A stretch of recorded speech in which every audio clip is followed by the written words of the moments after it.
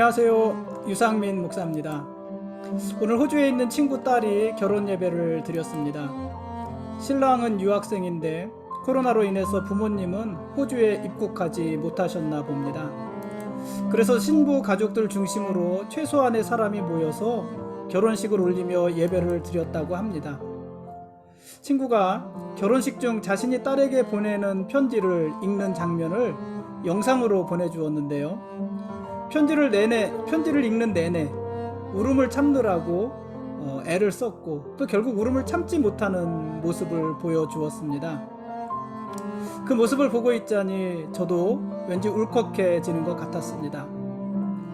딸을 시집 보내는 것이 아니라 아들을 하나 얻는 것이라고들 하지만 그 말이 딸을 시집 보내는 아버지의 마음을 위로하지는 못하는 것 같았습니다. 오늘 토요일인데요. 오늘은 아침부터 여러분들이 교회에 다녀갔습니다. 새벽부터 와서 청소를 하신 분들도 있고 예배 연주팀 먹으라고 과일을 사가지고 오신 분도 있고 또 예배 찬양 연습하러 온 연주팀도 있고 교회 오는 아이들 따라서 온 엄마들도 있고 그리고 오늘도 목요 기도팀 집사님들이 와서 교회 구석구석을 쓸고 닦고 했습니다. 제 아이들도 다녀갔습니다. 그렇게 오늘 하루 종일 드나드는 교회를 드나드는 사람들이 많이 있었는데 그 모습이 저는 참 좋았습니다. 어제 교회 근처에 식당이 하나 오픈했습니다. 콩나물 국밥집인데 콩나물 국밥 말고도 메뉴가 여럿 있었습니다. 제가 오픈을 기다리던 식당입니다. 오늘 제 큰아이와 함께 가서 황태 콩나물 국밥 하나 시켜서 같이 먹었습니다. 맛이 괜찮았습니다. 앞으로 당분간 이 집을 자주 들를 것 같습니다. 근처에 입맛에 맞는 식당 하나 있다는 것, 그것도 참 큰일 아닙니까? 굉장히 좋은 일 아닙니까? 여러분, 행복은요, 대단한 것에서 오는 것은 아닙니다. 딸을 시집 보내는 친구의 마음에 공감하고 교회 드나드는 교우들과 눈 맞추면서 이야기하고 또 입맛에 맞는 식당에 가서 국밥 한 그릇 시켜서 먹고 그 자리에 동행이 있으면 더 좋고 이런 일들이 행복인 것 같습니다. 그러고 보면은 행복은 항상 가까운 곳에 있고 또 곁에 있는 사람들 속에 있습니다. 그런 의미에서 저는 오늘 하루 아주 행복한 하루를 보냈습니다. 오늘 말씀 보시겠습니다. 오늘 읽을 말씀은 다니엘서 3장과 4장 말씀입니다. 어제 읽은 다니엘 2장에서는 느부갓네살 왕이 하나님을 높이며 경배를 드렸습니다. 느부갓네살 왕은 하나님은 참으로 모든 신들의 신이시요 모든 왕의 주제라고 고백을 하기도 했습니다. 그런데 오늘 읽을 3장에서는 다시 자신이 온 세상의 주인인 것처럼 행세를 합니다. 느부갓네살 왕은요, 거대한 금신상을 만들고 바벨론의 모든 백성들은 그 신상 앞에 절을 하라고 했습니다. 그것은요, 느부갓네살 왕이 자신의 권세와 영광을 모든 사람들 앞에 과시하고 또 모든 백성들이 금신상 앞에 절을 하면서 사실은 자신에게 충성 서약을 하게 하는 것이었습니다. 그렇기 때문에 만일 그것을 거부하는 자가 있다면은 그것은 왕에게 대적하는 자라고 하여서 모두 풀무불에 던져 죽일 것입니다. 아마도요, 그 당시 사람들은 서로 앞을 다투어 금신상 앞에 절을 했을 것입니다. 그러므로 느부갓네살 왕에 대한 자신들의 충성심을 보여주고 또 보장받고 싶어 했을 것입니다. 물론 그렇다 하더라도 모든 사람이 다 그 신상 앞에 절을 한 것은 아닙니다. 다니엘의 세 친구들도요, 금신상 앞에 절을 하지 않았습니다. 금신상 앞에 절을 하지 않는다는 것은 자칫 느부갓네살 왕에 대한 반역으로 보일 수도 있지만 특히 다니엘의 세 친구들은 유대 사람들이잖아요. 이방인들, 외국인들이잖아요. 그러니 언제든지 느부갓네살 왕을 반역할 수 있다고 그들은 생각하지 않겠습니까? 그런데 그 신상 앞에 절을 하지 않으면 역시 이들이 느부갓네살 왕에게 반역하는구나, 이렇게 생각을 할 수도 있지 않겠습니까? 그런 오해를 받을 수도 있지만 그래도 그들은 우상에게 절하지 않았습니다. 다니엘의 친구들은요, 자기들의 목숨을 유지하는 것을 거룩한 신앙생활을 훼손하면서까지 지켜야 할 것이라고 여기지 않은 것입니다. 다니엘의 친구들은 하나님께서 자신들을 맹렬히 타는 풀무불 속에서 또 느부갓네살의 손에서 능히 건지실 수 있다고 믿었습니다. 설사 그렇지 않더라도 자신들은 우상을 섬기지도 않고 우상에게 절하지도 않겠다, 이렇게 다짐했습니다. 그래서 어떻게 됐을까요? 우리가 아는 대로요, 다니엘의 친구들은요, 평소보다 7배나 더 뜨거운 풀무불 속에 던져졌습니다. 그들이 하나님을 이렇게 잘 믿었으니까 하나님이 풀무불에 던져지지 않도록 보호해 주실 만도 한데 그러지 않으셨습니다. 이들은 믿음을 가지고 풀무불 속에 던져졌고, 이때 느부갓네살 왕이 이 친구들에게 얼마나 진노했는지 풀무불을 보통 때보다 7배나 더 뜨겁게 했다, 이렇게 성경이 기록을 합니다. 그들의 믿음이 풀무불을 피해가게 하지 못했습니다. 그러나 하나님께서는 풀무불 속에서 그들을 살려주셨습니다. 다니엘의 친구들을 풀무불 속에 던지려고 했던 사람들은요, 풀무불 가까이 갔다가 그 열기에 타서 죽었잖아요. 그러니까 이 풀무불이 얼마나 뜨거운 풀무불이었는지 알 수 있지 않습니까? 그 근처에 갔다가 타서 죽은 거예요, 사람이. 그런데 다니엘의 친구들은 그 던져진 풀무불 속에서 죽지 않았습니다. 그 친구들은 머리털도 그을리지 않았고 겉옷의 빛도 변하지 않았고 불탄 냄새도 나지 않았습니다. 다니엘의 친구들이 던져진 그 풀무불 속에는요, 이미 하나님이 계셨기 때문입니다. 그래서 풀무불 속에 던져진 사람은 3사람이었는데 느부갓네살 왕이 보니까 그 안에는 몇 사람이 있었어요? 4사람이 있었잖아요. 3사람을 던졌는데 4사람이 그 안에 있었던 거예요.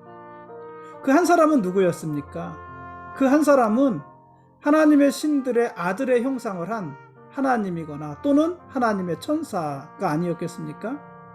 하나님의 풀무불 속에 함께 하시면서 다니엘의 친구들을 보호하신 것입니다. 그렇게 다니엘의 친구들은 풀무불 속에 던져졌지만 죽지 않았습니다. 이 일로 인해서 느부갓네살 왕은 하나님을 인정하지 않을 수 없었습니다. 그는 사드락과 메삭과 아벳느고의 하나님께 경솔히 말하는 자는 몸을 쪼개고 그 집을 거름토로 삼으라, 이런 명령을 내립니다. 그리고 사드락과 메삭과 아벳느고의 지위를 훨씬 더 높여주셨습니다.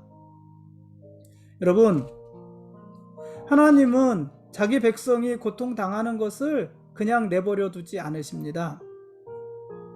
하나님은 자기 백성이 고통당하는 자리에 함께 계십니다. 그곳은 비록 풀무불일 속이라 하더라도 하나님은 그곳에 함께 하시면서 자기 백성들을 도우십니다. 그러니까 하나님은요, 자기 백성들이 고통을 하나도 당하지 않게 하시는 하나님이 아니라 그 고통의 자리에도 함께 해주시는 하나님이라는 것이에요. 왜냐하면 고통이 우리를 강하게 하는 부분이 있잖아요. 고통을 통해서 우리의 믿음이 자라고 고통을 통해서 우리가 더 단단해지는 부분이 있잖아요. 그래, 고통이 필요한 거예요.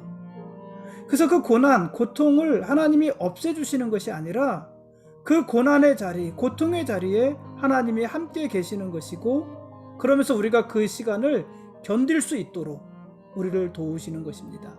그게 우리 하나님이십니다. 느부갓네살 왕이 2번째 꿈을 꾸었습니다.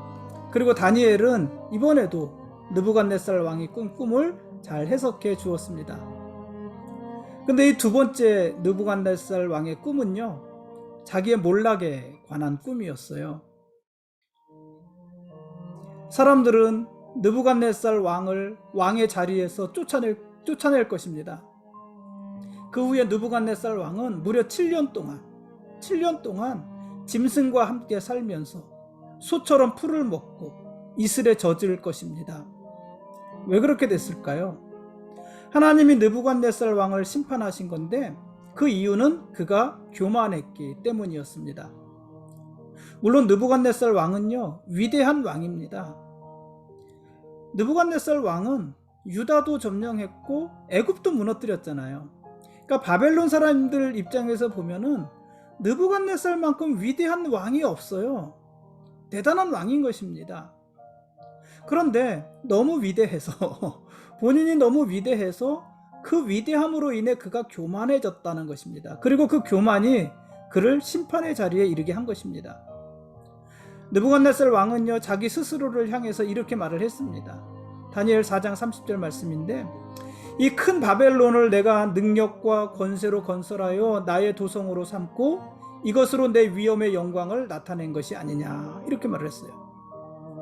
느부갓네살은요, 바벨론의 번영을 자기가 이루었다고 생각을 한 것이에요. 이 큰 바벨론은 내가 능력과 권세로 건설한 나의 도성, 내가 내 능력으로 건설해서 내 권세로 건설해서 나의 도성으로 삼은 것이고 이것으로 내 위엄과 나의 영광이 다 드러났다, 이렇게 말을 했어요. 자기가 했다고 생각을 한 것입니다. 하나님은 그렇게 교만한 느부갓네살 왕을 심판하셨습니다.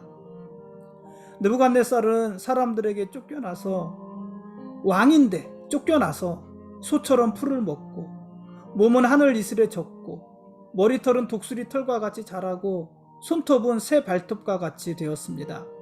하나님이 그렇게 하신 것입니다. 이후에 느부갓네살은요, 자기를 스스로 낮추고 하나님을 높일 때까지, 자기는 낮추고 하나님은 높일 때까지 7년 동안 그 상태로 지내야 했습니다. 여러분,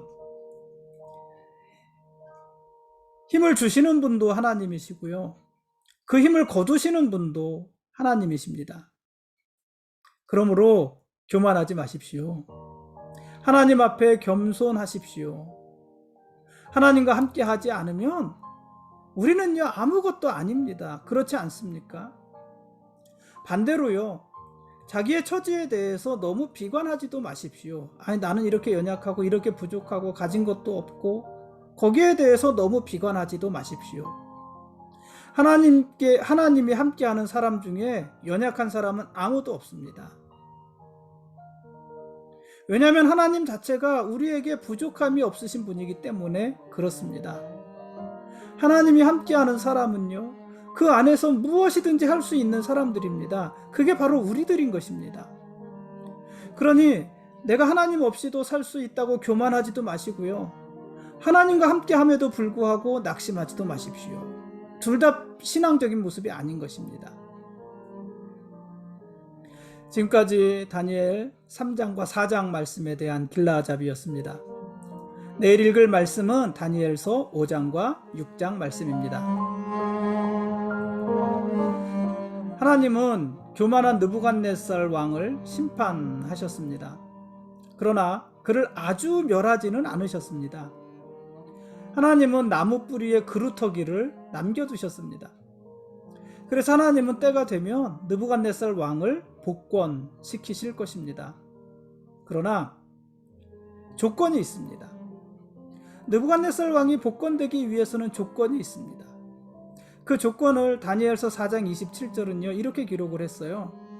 그런즉 왕이여, 내가 아뢰는 것을 받으시고 공의를 행함으로 죄를 사하고 가난한 자를 긍휼히 여김으로 죄악을 사하소서. 그리하시면 왕의 평안함이 혹시 장구하리이다. 느부갓네살 왕이 하나님의 심판을 피할 수 있는 길은 공의를 행하고 가난한 자를 불쌍히 여김으로 죄에서 용서받는 것입니다. 죄를 용서받는 것입니다. 공의로우신 하나님은 하나님을 대신해서 권력을 행사하는 모든 사람들, 왕을 비롯해서 하나님의 권력을 행사하는 모든 사람들이 하나님의 뜻을 완전하게 시행하기를 원하고 계십니다. 그것은 무엇보다도 그들이 다스리는 곳에 가난한 사람이 없게 하는 것이기도 했습니다. 본래 왕에게 주신 이 권력, 이 힘은, 또 부요함은 하나님이 허락하신 선물 아닙니까? 그것은 하나님의 백성을 효과적으로 효율적으로 섬기라고 하나님께서 잠시 맡겨주신 것입니다. 빌려주신 것입니다. 여러분, 왕만 그렇겠습니까? 우리도 마찬가지입니다.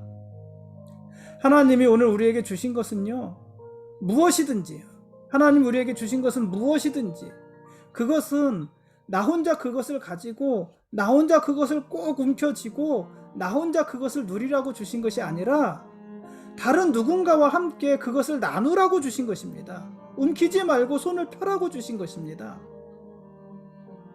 그러므로 오늘 내게 있는 것은 내가 가졌으니까 내 것이고 그래서 나를 위해 사용한다 하기 전에 혹시 이것을 더 필요로 하는 사람은 없는지 주변을 돌아보아야 하는 것입니다.